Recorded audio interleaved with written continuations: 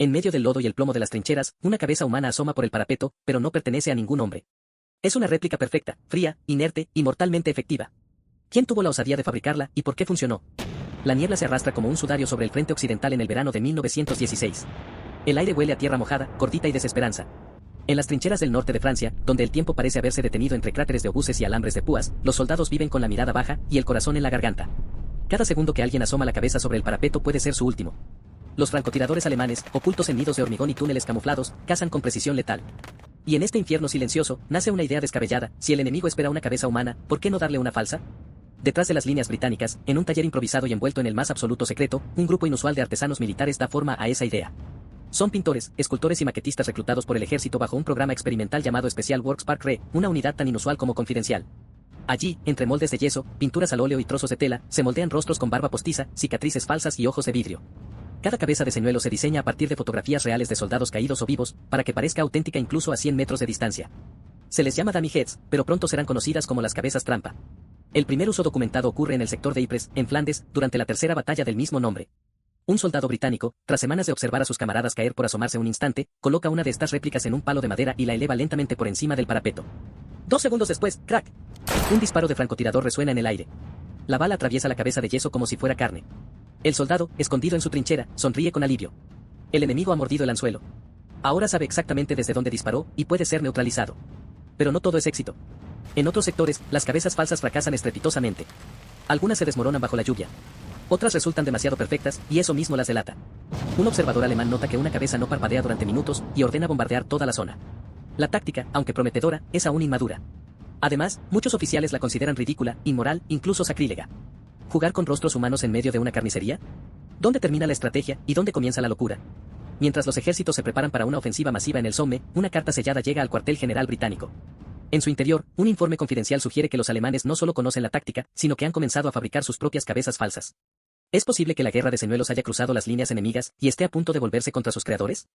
En el frente alemán, una cabeza de yeso con uniforme bávaro gira lentamente hacia el este, mientras del otro lado, los británicos juran que fue uno de sus hombres quien la colocó. ¿Quién está engañando a quién, cuando ambos bandos usan el mismo truco? Es invierno de 1917, y el frente occidental se ha convertido en un tablero de ajedrez congelado. Entre la nieve y el barro endurecido, las trincheras parecen tumbas abiertas. Pero bajo esa apariencia de quietud, algo ha cambiado, el engaño ya no es unilateral. Documentos desclasificados revelan que, en los últimos meses, la inteligencia británica ha interceptado órdenes del alto mando alemán sobre la fabricación de modelos antropomórficos de reconocimiento pasivo. En otras palabras, cabezas falsas. ¿Copiadas o mejoradas? En una fábrica subterránea cerca de Colonia, artesanos alemanes, algunos ex-escenógrafos de teatros berlineses, moldean réplicas aún más realistas. Usan cabello humano donado por prisioneros, ojos de porcelana teñidos con venas artificiales, y hasta mecanismos rudimentarios que hacen que las cabezas giren lentamente, imitando el movimiento de un soldado escudriñando el horizonte. Los alemanes no solo han adoptado la táctica, la han perfeccionado. Y la llaman Kopftrappen, trampas de cabeza.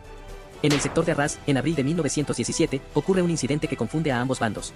Un francotirador británico dispara contra lo que cree es una cabeza alemana, pero el impacto revela yeso británico debajo de la pintura enemiga. Al parecer, los alemanes no solo fabrican sus propios señuelos, también roban los británicos, los repintan y los devuelven al campo de batalla como trampas invertidas. Ahora, cada cabeza que asoma es una apuesta con la muerte, y nadie sabe si lo que ve es real, falso, o una trampa dentro de otra trampa. La desconfianza se filtra como gas pimienta. Los oficiales prohíben a sus hombres colocar señuelos sin autorización directa. Algunos batallones dejan de usarlos por completo. Otros los emplean como parte de operaciones de engaño más amplias. Una cabeza falsa sirve para distraer mientras un pelotón se desliza por un túnel de minas. Pero el coste psicológico es alto. Los soldados empiezan a dudar no solo de lo que ven, sino de su propia cordura. Si una cabeza puede ser falsa, ¿qué más lo es? ¿El ruido de un casco? ¿El grito de un herido?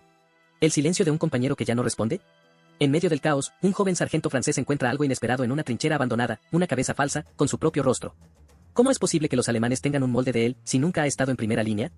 ¿Quién lo ha estado observando, y por qué? En una caja de madera olvidada en un almacén de París, reposa una cabeza de yeso con los ojos cerrados, y el nombre de un muerto grabado en la base. No fue hecha para engañar al enemigo. Fue hecha para consolar a los vivos. ¿Cuántos rostros falsos sirvieron no para matar, sino para sanar? La guerra ya no solo se libra en el barro del frente, sino en los pliegues del alma. Es 1918, y después de años de matanza, los ejércitos ya no solo luchan contra el enemigo, luchan contra el agotamiento moral. Las cabezas falsas, al principio un ardid militar, han comenzado a tomar vidas propias en la imaginación colectiva. En hospitales de campaña, en talleres de prótesis faciales, en cartas censuradas que nunca llegan a casa, el rostro humano se ha vuelto un objeto frágil, reproducible, incluso descartable.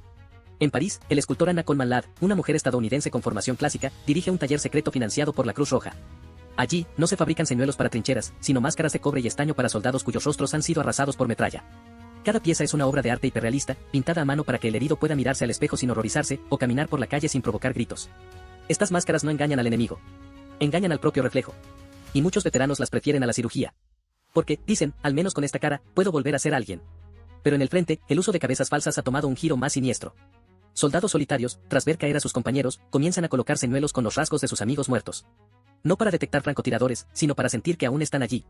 Uno de ellos, un cabo irlandés del regimiento de Munster, escribe en su diario: hoy puse la cabeza de O'Sullivan sobre el parapeto. Nadie disparó. Tal vez los alemanes también tienen miedo de matarlo 2 veces. La línea entre estrategia y duelo se desdibuja. El señuelo ya no es un arma. Es un fantasma. Y entonces, llega el rumor. En una trinchera cerca del bosque de Argonne, un grupo de soldados franceses jura haber visto una cabeza falsa moverse, sin que nadie la sostuviera. Dicen que parpadeaba. Que sangraba. Que tenía los labios abiertos en una sonrisa. Los oficiales lo descartan como histeria de guerra. Pero el miedo se propaga. ¿Qué pasa cuando el señuelo deja de ser un objeto y empieza a aparecer un testigo? Mientras tanto, en Londres, el Ministerio de Guerra archiva el programa de Dummy Heads. Oficialmente, porque ha perdido eficacia. Pero en privado, algunos altos mandos confiesan sentirse incómodos. No por el engaño, sino por lo que revela sobre la guerra moderna, una contienda en la que los rostros ya no importan, porque todos pueden ser reemplazados, copiados, borrados. ¿Qué queda del honor, cuando el enemigo que matas podría ser una cabeza de yeso? ¿Qué queda del luto, cuando el muerto que lloras tiene un doble en el taller del enemigo? En un almacén de material sobrante cerca de Amiens, un soldado encuentra una pila de cabezas falsas descartadas. Las apila en el barro, como estatuas caídas de un dios olvidado. Y antes de irse, les quita los ojos de vidrio, uno por uno. Dice que así, al menos, ya no pueden mirar. Pero mientras Europa entierra sus muertos, en un laboratorio de Berlín, un científico civil estudia los moldes de yeso no como armas, sino como datos. Mide proporciones faciales, ángulos craneales, simetrías. Y bajo el pretexto de la medicina, comienza a construir un catálogo de rostros, clasificados por raza, región, valor biológico. Las cabezas falsas ya no son solo trampas. Son prototipos. ¿De qué? La respuesta no llegará hasta la siguiente guerra, y será mucho más oscura de lo que nadie en las trincheras pudo imaginar. En una sala blindada del Pentágono, en 1962, un modelo de cabeza de plástico es colocado frente a una cámara térmica. Su rostro es idéntico al del líder de una nación enemiga. Nadie recuerda que todo empezó en las trincheras del Somme, pero la guerra de los rostros falsos nunca terminó. Después del armisticio de 1918, el mundo juró que jamás volvería a ver una carnicería como la Gran Guerra. Las cabezas falsas fueron enterradas con el resto del equipo obsoleto, máscaras de gas agrietadas, bayonetas oxidadas, cuadernos de órdenes manchados de barro. Pero no desaparecieron. Solo se transformaron. En los años 20, los moldes de yeso usados para señuelos y prótesis faciales se convirtieron en herramientas para antropólogos y criminólogos. Algunos, como el alemán Otto Schlagihaufen, los emplearon para clasificar tipos raciales bajo la fachada de la ciencia. Otros, en Francia y Gran Bretaña, los usaron para estudiar expresiones humanas y manipularlas. Hollywood los adoptó rápidamente. Los primeros dobles de acción usaban máscaras de látex para escenas peligrosas, una técnica directamente heredada de los talleres de la guerra. Durante la Segunda Guerra Mundial, el engaño con rostros falsos resurgió con una eficacia escalofriante. En el norte de África, las fuerzas británicas del famoso ejército fantasma colocaron maniquíes con uniformes inflables, incluyendo cabezas realistas, para simular divisiones enteras. En Normandía, antes del día D, los aliados distribuyeron maniquíes con cascos y rostros pintados para confundir a los observadores alemanes. Y en el frente oriental, los soviéticos usaron cabezas de hule, calentadas con alambres, para engañar a los sensores térmicos primitivos del enemigo. El mismo principio de 1916, ahora mecanizado, industrializado, globalizado. Pero el salto definitivo llegó con la Guerra Fría. En los laboratorios de la CIA y el KGB, los rostros falsos ya no eran de yeso ni de látex, eran de silicona, con microexpresiones controladas por motores, capaces de imitar el parpadeo, la respiración, incluso el sudor. Agentes usaban máscaras realistas para infiltrarse en conferencias, embajadas, cumbres secretas. El famoso espía ruso Rudolf Abel fue acusado, aunque nunca probado, de usar una máscara para escapar de una redada en Nueva York. La línea entre identidad y disfraz se volvió imposible de trazar. Hoy, en el siglo XXI, las cabezas falsas han desaparecido, porque ya no las necesitamos. La inteligencia artificial puede generar un rostro falso tan real que ni su madre lo distinguiría. Los deepfakes, las identidades sintéticas, los avatares militares en operaciones de desinformación, son los herederos directos de aquellas cabezas de yeso que asomaban en el Somme. La guerra ya no se gana con balas, sino con percepción. Y la percepción se puede fabricar. En un museo militar de Bélgica, una vitrina muestra una cabeza de señuelo británica, agrietada, con un orificio de bala en la frente. La etiqueta dice, Dummy Head, circa 1916. Used to look at enemy snipers. Pero no dice que fue uno de los primeros intentos de la humanidad por separar la identidad del cuerpo, ni que abrió la puerta a un mundo donde ya no sabemos si quien nos mira es real, o solo un espejo bien diseñado. Y en algún lugar, en un almacén clasificado, una cabeza idéntica a la del presidente de Estados Unidos espera en silencio, por si alguna vez es necesaria. La próxima vez que veas un rostro en una pantalla, pregúntate, ¿es un hombre o solo un señuelo más en la eterna trinchera de la verdad?